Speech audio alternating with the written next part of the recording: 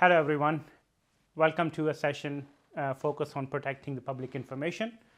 We're going to look into easy data management tips for everyday use. Even though the data management sounds pretty big, we're going to keep it very simple, real, and a small nugget which you can adopt on your daily habits, daily basis, which can help you to manage the data, especially the public data at your workplace. So let me start with an introduction. My name is Kammil Mahajan. I have 15 plus years of experience working in IT and cybersecurity.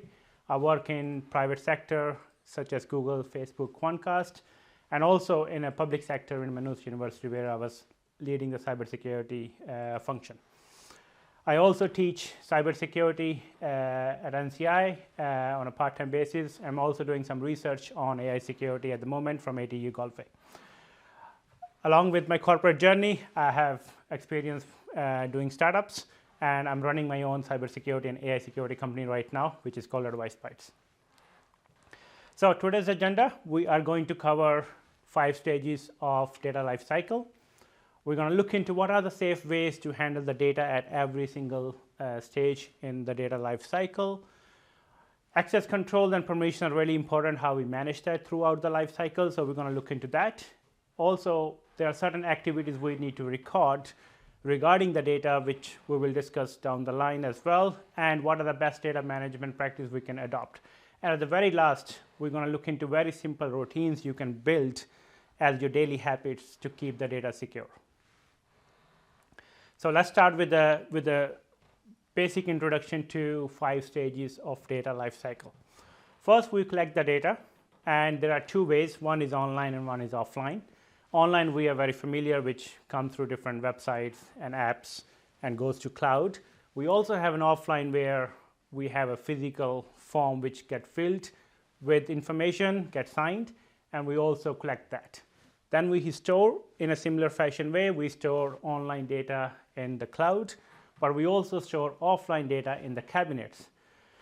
We use that data in different ways. Again, as per GDPR, we need to use the data based on what we collect it for and what we get the consent for. So it is also important that if you're going to use a piece of data for some other activity, you get a proper consent. Then it comes the whole part of sharing. We work in an organization, we share data with multiple stakeholders. Sometimes it's internal, sometimes it's external. So sharing is really important, but who you share, how we share, when we share is also part of that. And at the last stage of the data lifecycle is the disposal, or we call the deletion. So you need to make sure once the data is being gone through the whole journey, it is no longer needed. It should be destroyed or deleted in a secure manner, and that's where disposal comes and play a role. So first, let's look into what are safe ways to handle data at every step of its life cycle. But most important part is why it matters. We handle with public data. The trust is so important in that regard. Public is trusting us to handle their data safely, so we need to make sure we maintain that trust at every cost. The data breaches are also very costly, not just financially, but also it leads to the reputational damage. It also erodes the trust, so we need to make sure we keep our data secure and try to avoid the data breaches. We have a great example of HSC, and we don't want that kind of data breach to happen in our public sector. So we want to make sure we avoid those in any way as possible. And the last part is the regulations. We have to address to certain regulations like GDPR. If you're a financial organization, it's NIS2. As we deal with public data, we have certain acts like freedom of information, which we're responsible for. And if you are following a framework and you are certified, for example, ISO 27001, you need to make sure that certification remain valid. So you need to make sure you address those regulations and the frameworks as well.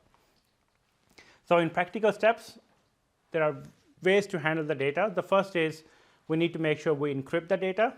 Either it's storing in your cloud or if it is transiting. So in both ways, we need to make sure the encryption is on. Again, check with your IT team or your security team to make sure the encryption is on. We also need to make sure if we're using any disposable hard drives, which is easily misplaced, we should also have the encryption on those drives as well. Some of the tools come with auto delete and auto review feature, like Google Workspace, Microsoft 365. Again, make sure you have that auto delete, auto review options enabled based on your own data retention policy. So make sure you do that as well. And again, we are very much like just in case scenario where if you need one form of ID, let's just take a passport order license. Don't just take both IDs just in case we need another one. This just in case is really important because we end up collecting so much data which we are responsible for. So always think of, do you really need this data, or is that piece of data you can avoid it? So next, look into the importance of access controls and permissions. Throughout the data lifecycle, we need to make sure the access to data is maintained. People who need access should get access, and people who don't need access should not have access, and how we maintain those permissions. So there are 3 things we can keep in mind. One is the role-based access control. The other thing is we're going to review the permissions on a regular basis. And as I said, if you don't need access to certain things, we should remove that access. So let's start with the role-based access control. As you can see, I give a small image of a program where there are different permissions and there are different roles. We have admin role, we have manager, we have editor and viewer. So admin need access to all the permissions where a manager does not need, and if you go down the viewer just need access to view the dashboard. So there is no point of giving viewer and admin the access to every single part of that application. So this is an example of role-based access control. How do we review the permissions? So let's say there are changes happen in the business, or there are changes happen which are externally, there's a new legislation come in, or even within an organization, now you want an editor to have certain access to perform their duty. So you can go and update the integration and update the data management. So here, previously you have no access to editor, but now you can actually grant them the access. This is where you are now updating the access control based on the needs and based on understanding internal and external environments. Here is an example of how you can remove the access. So again, after reviewing it over 3 months or 6 months, whatever the period you define, manager and editor do not require an access to view personal identifiable information.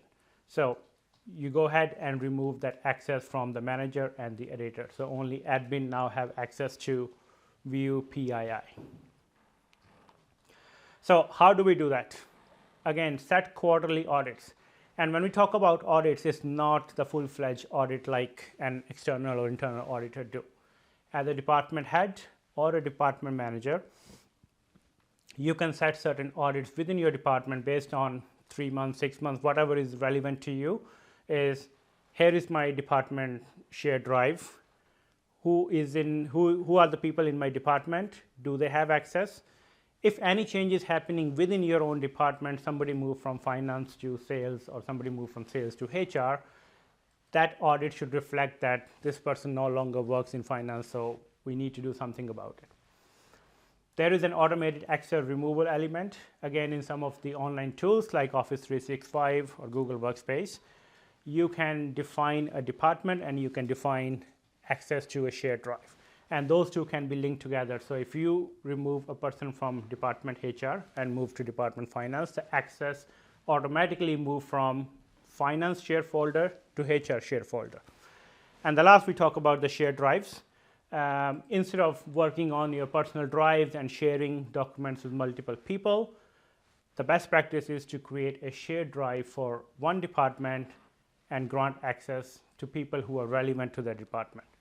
So this is just an example of Google Workspace shared drive, which basically create a department drive and you just remove and add department people, whatever suits to you. And there's a URL there which you can use to further understand how the department shared drive works. Again, similar functionality exists in Office 365. So you can also create a shared department folder and manage your access to the department individuals accordingly. So let's look into where we need to maintain some records for the activities. And it's mainly for transparency, it's mainly for tracking down who changed what and where. And it does not apply to every single piece of information, but it does apply to some sensitive data we handle. So again, track who have access to what and when and why. You can keep the access logs. Some of the tools come with access logs built in as Google Drives and the OneDrives. So you can go and see the activity log of who accessed what document, who modified the document. You can see the version control of each document, that which user changed what in a document, so if you're working on an online document. But maintain that access log so that you can trace back to see what happened when. As I said, there's a built-in logging feature there, so if you have not, I suggest you turn that feature on. And then the last thing is the reasons why edit and why share. When it comes to certain sensitive data, we need to make sure why those changes happen, why delete this file, why do we edit that file. So have a simple Excel file or simple log where you can write down that I'm changing this document from version 1 to version 2, but this is the change. I'm changing a particular section in this area so that everybody understands why the change happened, who did it, and what's the reason behind it. So practical steps on keeping the data activity logs. Again, keep the version history for sensitive confidential data. Again, you can do some logging some manual edits why you are changing those elements. And then we work a lot on the emails. There are thousands of emails going in and out on a daily basis, and a lot of our communication happen in email. A lot of our approvals happen in email, where you send an email to your manager, manager approves something. You need to keep record and track of those approvals. So either create a subfolder in your mailbox, which is primary focus on approvals, and keep all the emails there, so that if you need to go back, you can go to that particular folder and look into, okay, here is all the approvals I have received. So the next thing we're going to look into is how we can regularly review and update those practices. Practices go stale if we do not review them on a regular basis. They may not be relevant entirely to what it was 6 months or 12 months ago. So we need to review those practices so that they stay relevant. For example, review every 6 to 12 months your policies. So your policies are a snapshot of what is required as of now, but 6 months down the line, the business change, the organization change, our objectives change. There are external factors who can come and play a role, like a new legislation comes, so we need to amend our policies. So review the policies at least 6 to 12 months. Again, check if your current practices are still applicable or still work. If you make change to your policy, your procedures need to be changed according to that. For example, now there is a huge AI adoption, so your policy will have a section to address AI, and your procedure and your guideline should have a section to address AI. So this is just an example of how the policies would lead to your regular practices. And again, the last thing in here is you need to look into what are we storing. As I said, right, data is huge. We keep collecting the data, and the responsibility get bigger and bigger on us. So what are we storing? Have a look back into the type of data sets you're storing, and also what security practices you have in place. Are we secure now? How much PII we are collecting? How much other information we are collecting? How long we are keeping it? Is it relevant?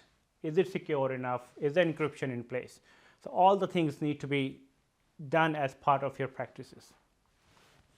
So as a practical steps, schedule calendar event, just like how you schedule your meetings with your internal and external stakeholders. You have weekly, you have bi-weekly, monthly meetings. Schedule these in your calendar, because once in the calendar it will happen.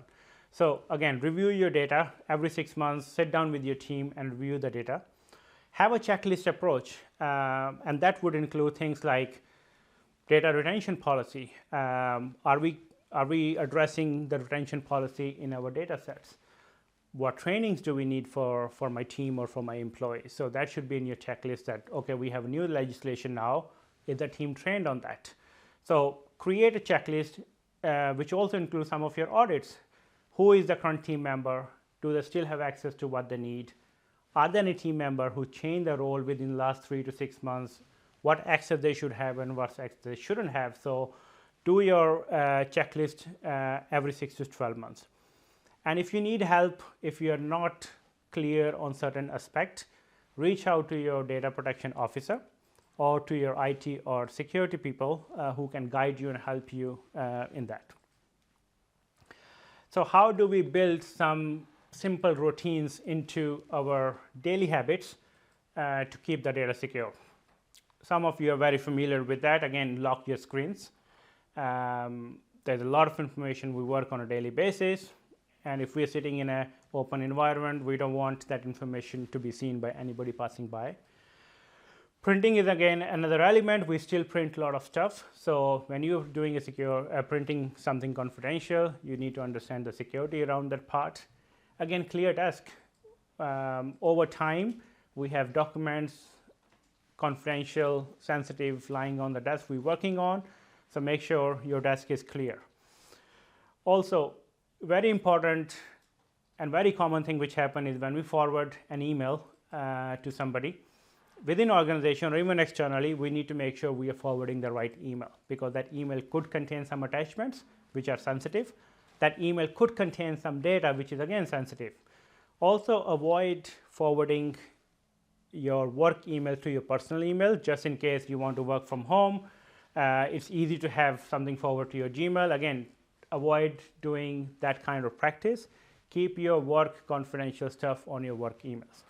And I said again, avoid printing the sensitive data if you can. So how you bring some daily habits into that? Check with your IT team. They can put some sort of auto lock on your screens so that every 2 minutes, 3 minutes, if the desktop is unattended, it will go to the lock thing.